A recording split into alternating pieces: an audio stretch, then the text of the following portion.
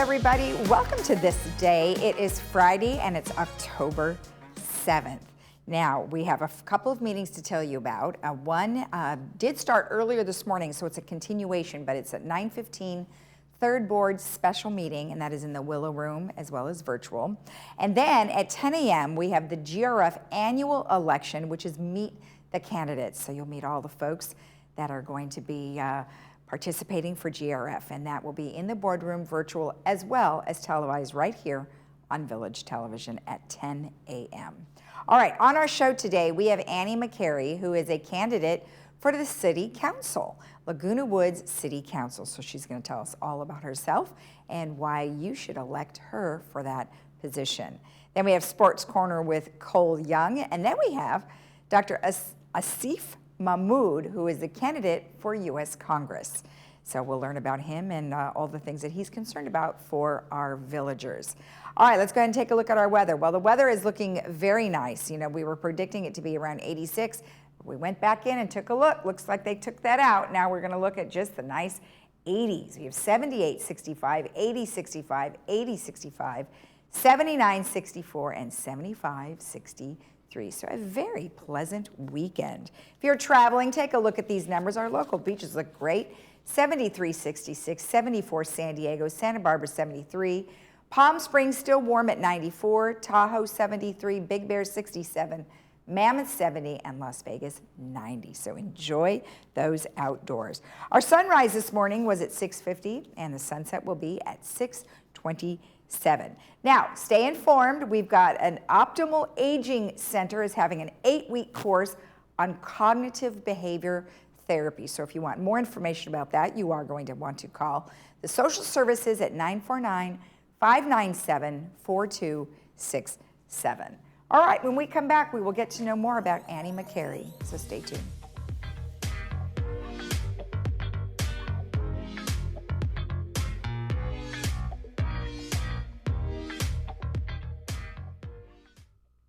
At Freedom Village Assisted Living, we provide loving care and support when your loved one needs it most. We believe in laughing more and caring more.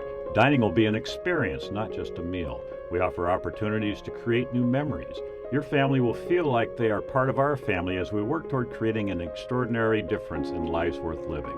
To schedule a tour and complimentary lunch and for more information, please call us at 949-340-8108 or visit our website, freedomvillage.org. Diane's Hallmark in Laguna Niguel is now an Elam's Hallmark, and we are excited to be part of your community. We have just remodeled, and you will be surprised by the wide variety of fashion and accessories, home decor, collectibles, Disney, Peanuts, Harry Potter, and Star Wars, along with the largest Hallmark card selection in town. Stop in today and sign up for our Crown Rewards program and get a free Just Because card. Once a member, you can get a free card once a month. Elam's Hallmark, your neighborhood gift store. Hi, I'm Vince Ferragamo. I spent some of my best years as an NFL quarterback, but today I've got a new team, and we're helping seniors who spent their best years fighting for our country, defending our freedom, and informing the nation. Our hometown heroes need help. AgeWell Senior Services is their lifeline. Nonprofit AgeWell can do all of this because you care enough to give. Please join me in supporting AgeWell. Donate today. Village Television presents Friday Films, only on Village Television. Fridays at 2 and 6 p.m. Foreign films, dramas, and comedies. Award-winning films, romance and mystery. Independent films. Every Friday, only on Village Television.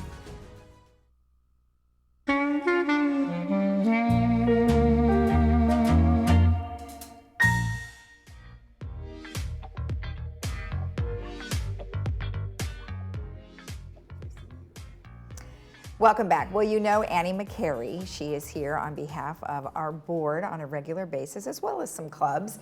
But today, she is here because she is a candidate for the Laguna Woods City Council. Well, welcome. Nice to see you again. Thank you. It's always nice to be here. We appreciate you coming in. Now, of course, You are here for something totally different, related to the woods though, of course, because it's Laguna Woods City Council. Yeah. So before we get into what that position would entail, tell me a little bit about your background.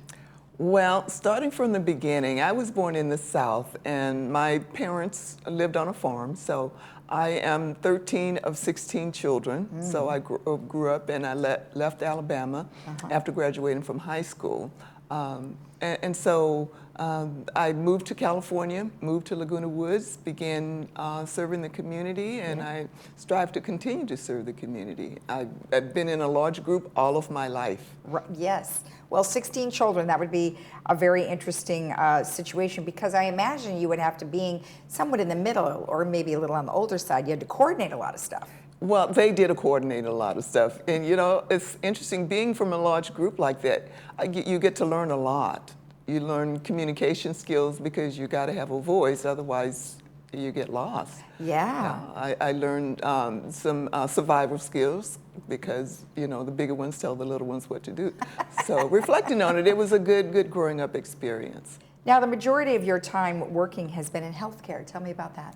Well, I went to nursing school shortly after I moved to California, and I spent my entire career as a nurse. Recently, my last job was at LA County USC Medical Center, where I worked with hospital epidemiology, infection control, and prevention. Okay.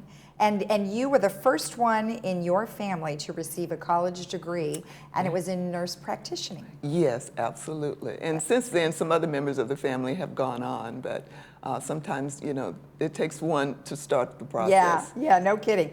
Now, you've also served on many boards here and worked with members in different committees. Tell me just a little bit about those. Well, the different committees serve different, focus on different areas of the community. Some of the committees that I've worked on are media and communication, which looks at how the boards communicate with residents. Let's see, another one is the Community Activities Committee, where we look at the different activities within the community, dealing with residents on a frequent basis, and setting some guidelines and some rules and regulations for existing in the community. Right, and then you also served on the third board, or you are serving on the third board as the first vice president. So, I mean, you have to do a lot of things as a first vice president. Absolutely. One of the first things is make sure that the president is always available. No. Yeah. But I step in whenever the president is not available. Sometimes even with the secretary, any of the duties that one of the other officers may not be able to perform, then as first vice president, I step up and on their behalf. Right. So that's a lot. I mean, that would pertain to the experience that you would have to be a city council member. I mean, versus someone who doesn't have any of that experience, right? Exactly. So what would be some of your priorities? I mean, beyond what are some of the things that you might do already in the community? Some of my priorities will be, first of all, fiscal responsibility. Just looking at making sure that we don't spend more money than we have, making sure that the money is not our money personally, it is the monies of the community, and just making sure that we are good stewards over the finances. And then you have a variety of other things. Listening is a real key thing. I mean, of course, everybody has a voice and everyone wants to be heard, but not everybody listens. Exactly. And one of my campaign mottos is I listen. And I was talking with a person and mentioning that I was running for city council, and she says, "Oh, I'll vote for you." And I said, "Tell me why." And she said, "Well, my experience is that you listen, you respond, and you take action." Nice. Okay, well, that's your slogan, I think. Absolutely. And then I know we've talked about your experience already. So one thing I did want to talk a little bit about is how you feel, you know, your experience and what you have done over the years really lends to the city council. Absolutely. And that's a really good point, because I live in the community, I am in the community, being on the committees and listening to the concerns of the people and working with board members to help get those issues resolved, I think is absolutely the best experience going into city council, working with groups, small groups, large groups, working with existing organizations within the city, and of course working with the city council. I do believe that I know that I'm a good team player, and so I work well with people, and I know I would be a good fit for the council. All right, excellent. And then we already heard your I listen, I respond, and I take action, which I love. And then if you're elected, what are some things that you will do for the residents? Well, I will be visible. I will be transparent. I will hear their voices, and I will make sure that their voices are heard in the council. Great. Perfect. Of course, if anyone wants to get a hold of you, they can always send you an email. Absolutely. And that email is on the screen right now. So excellent. It's AnnieMcCary7@gmail.com. Perfect. Well, good luck to you. Thank you. Thank We'll see you again. Yes. All right. And as we mentioned, you can get in touch with Annie McCary for City Council. If, of course, you have any questions or comments for her, you can email her at the email on your screen. We'll be right back.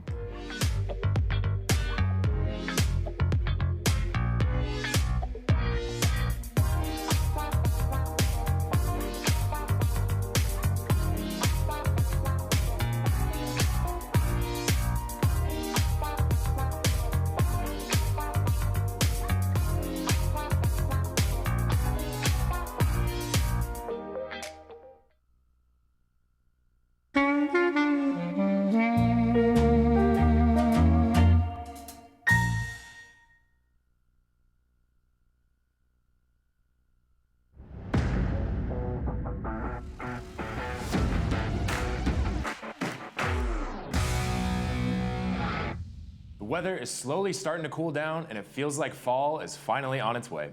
Welcome back to this week's installment of Sports Corner. I'm Cole Young, and I will get right to it. NFL Week 4 is in the books, and yet again, what a wild weekend it was.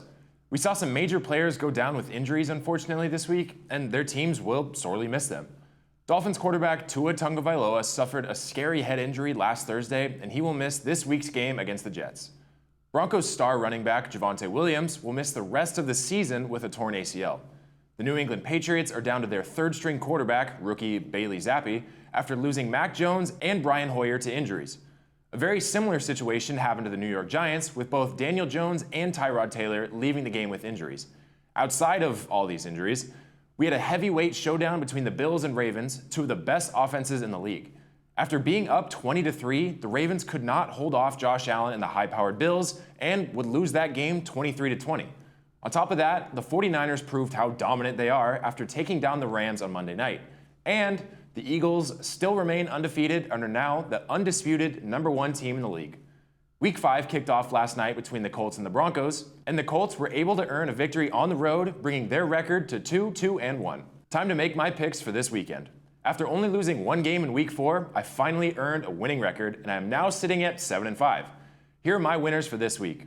The Buffalo Bills over the Pittsburgh Steelers, 49ers to beat Carolina, the Vikings to take down the Bears at home, and the Tennessee Titans over Washington. Let's see if I can continue the winning streak this week, or maybe even go undefeated. Over on the Diamond, I've been saying for weeks that the playoffs are on the horizon, and the chaos kicks off today with the first round of wildcard games.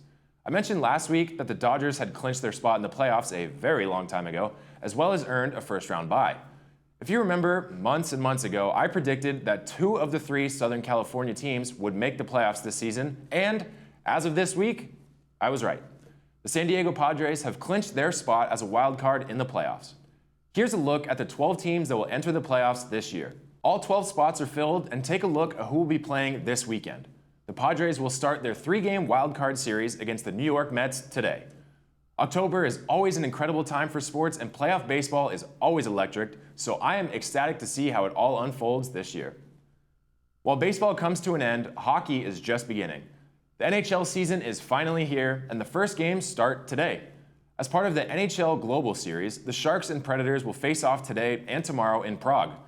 We have to wait a few extra days to see our local teams on the ice, when the Kings will host the Golden Knights in LA on Tuesday night, and then the Seattle Kraken will travel to Anaheim to play the Ducks on Wednesday. Now, for one of the weirder sports stories I have ever heard. There's a large cheating scandal going on in the world of professional fishing. The Lake Erie Walleye Trail Fishing Competition takes place from March to October, a 7-event series where up to 80 teams compete for tens of thousands of dollars in prizes. The main goal is simple: catch the biggest fish in Lake Erie. Chase Kaminsky and Jake Runyon, the 2-man team that has won event after event in the fishing world, only needed their 5-fish catch to weigh more than 16.89 total pounds at Lake Erie to claim Team of the Year honors and $30,000 in various prizes. According to Jason Fisher, who is the director of the Lake Erie Walleye Trail Tournament Series, a normal haul will weigh somewhere in the mid-teens to mid-20 pounds range. Kaminsky and Runyon's haul weighed in at 33 pounds, which naturally raised the eyebrows of everyone at the event. Fisher, who quite possibly has the perfect job considering his last name, used a knife to cut open the 5 fish that were caught. Inside the fish were lead sinkers and fillets of other fish. This confirmed what a lot of other competitors had suspected. Kaminsky and Runyon were stuffing their fish and were outright cheating.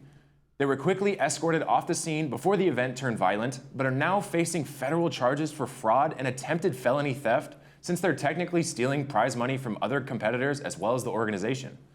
While this is a strange and honestly hilarious string of events, a lot of prize money from these events is usually donated to charities and local communities, so it is a sad day for the sport. From football to the start of the NHL season to the newly exciting sport of fishing, there are plenty of sports to enjoy this weekend. I'm Cole Young, enjoy your weekend, and I will see you right back here next time on Sports Corner.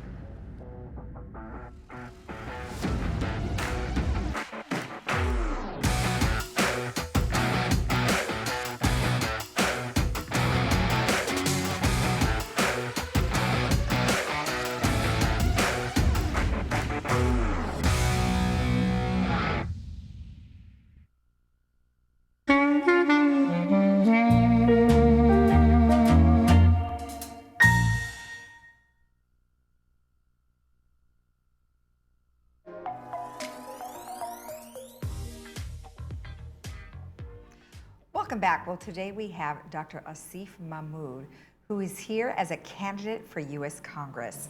Well, welcome, Dr. Mahmood. Nice to meet you. Thank you so much, and same here. Very nice meeting you. You know, we were talking a little bit off camera about, how interesting it would be that somebody with a career as long as you have had would want to go into politics. First of all, tell me how long you've been a doctor and what kind of doctor you are.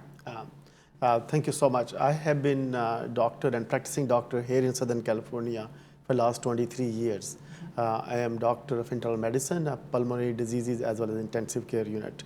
So I have practiced actively in the last 23 years. Okay, and you have obviously been a Southern California resident for that same amount of time. So you can see some of the changes. I mean, you've been here a long time, you know what's happening in California, and a lot of people are upset about what's happening in our state as our nation. So what drove you to want to be a politician?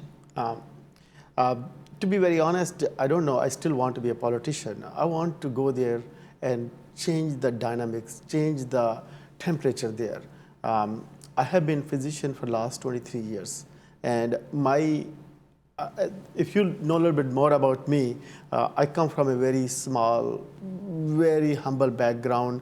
In a village, there were very few people, and my parents wanted me to be a doctor. And the only thing they asked me and they advised me is helping others is our highest calling. Mm-hmm. There was no physician around in about 50-mile radius, and that was the need. I really took that advice all my life. That's what I have been doing.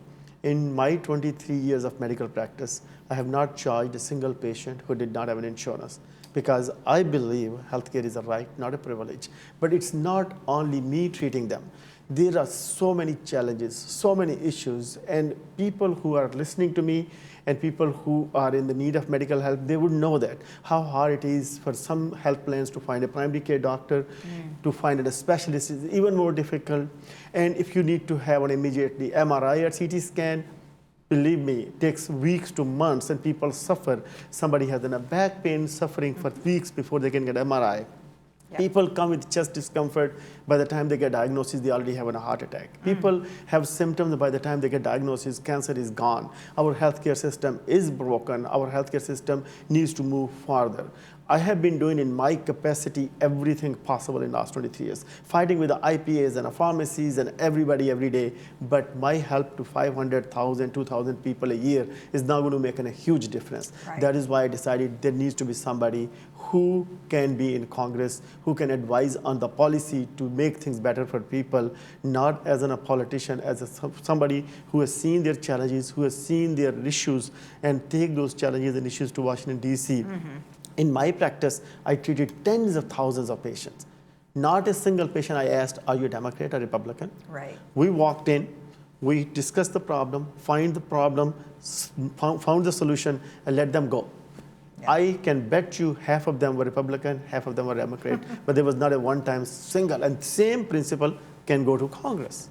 Right, and I think that's a great idea, right? It's a great thought to have that. However, once you get to Congress, lots of people don't like to change. They go about their business the same way they've been doing it for so long. So hopefully you would be able to make that kind of inroads. That would be awesome. You know, you look at yourself as a problem solver. Obviously, you Yes. have lots of issues that you would like to change. What are some of the main things that you think are super important?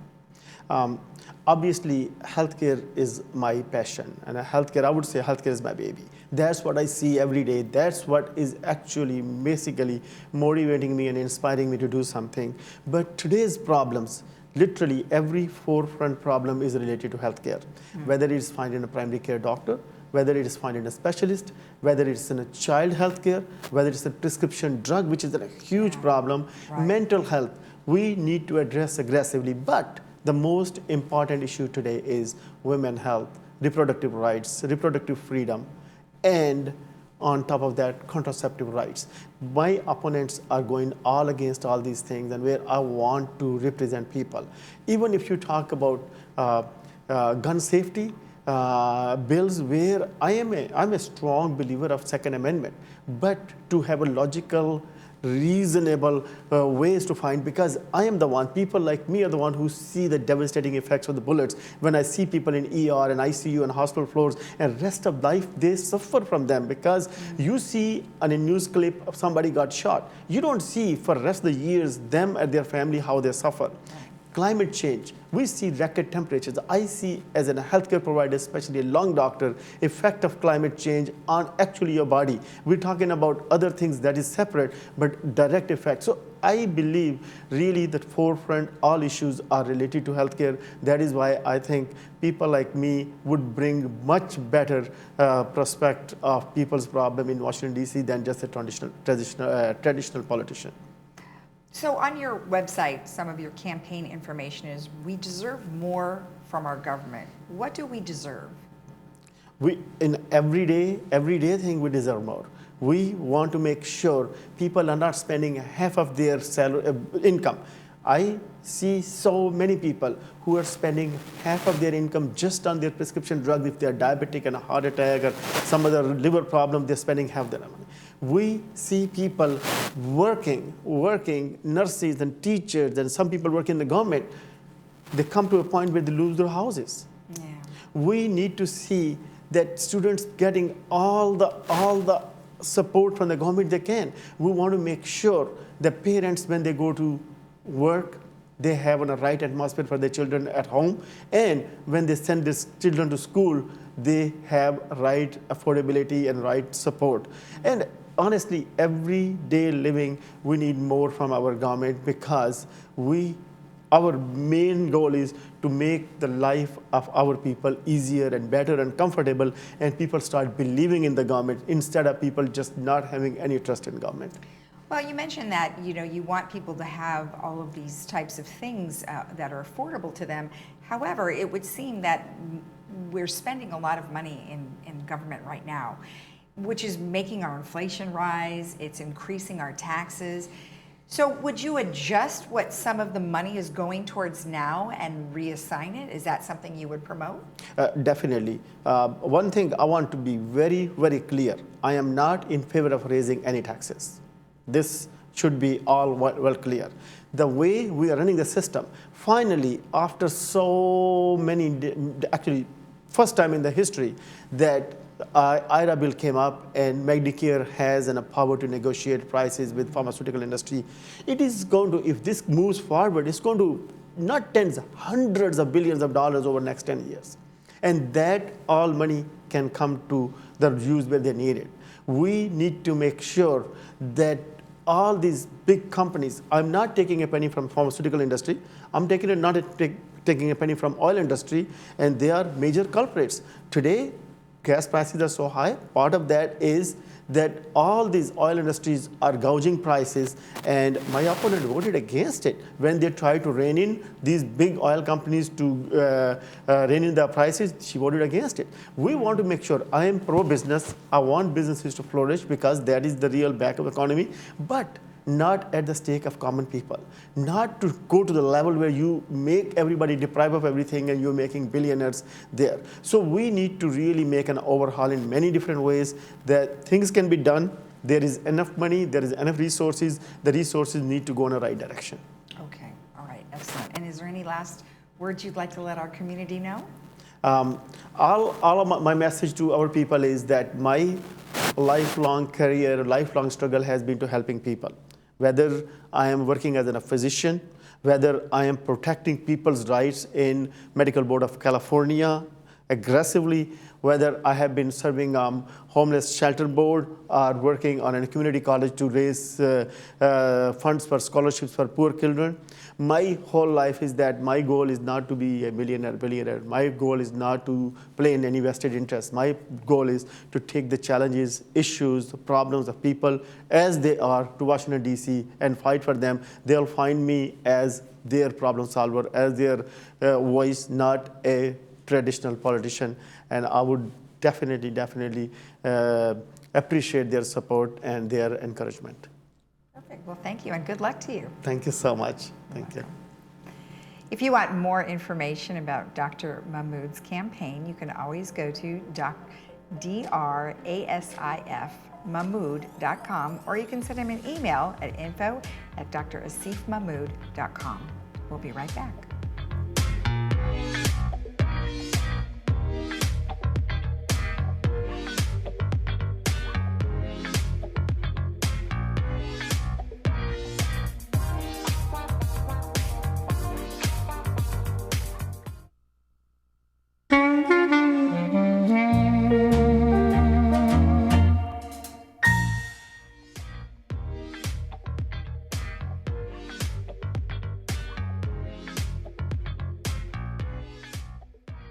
Welcome back. Well, our movie for today is called The Hunt, and you can see that today at 2 p.m. with subtitles and 6 p.m. without subtitles, and that is brought to you by Providence Mission Hospital.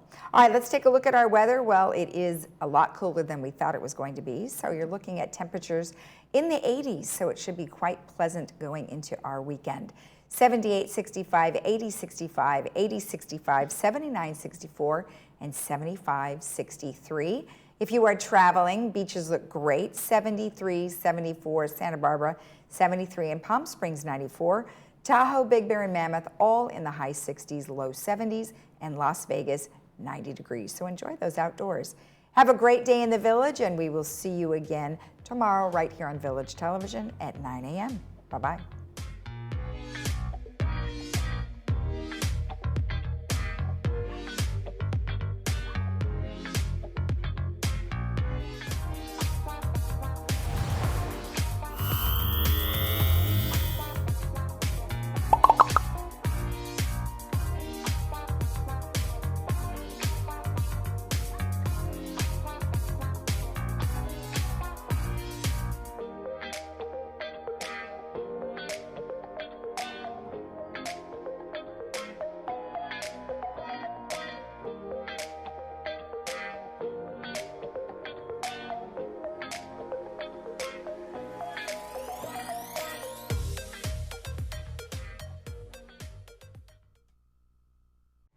Hi there, I'm Bob Eubanks. Remember me? I'm the king of whoopee. And you're watching Village Television. But everybody does.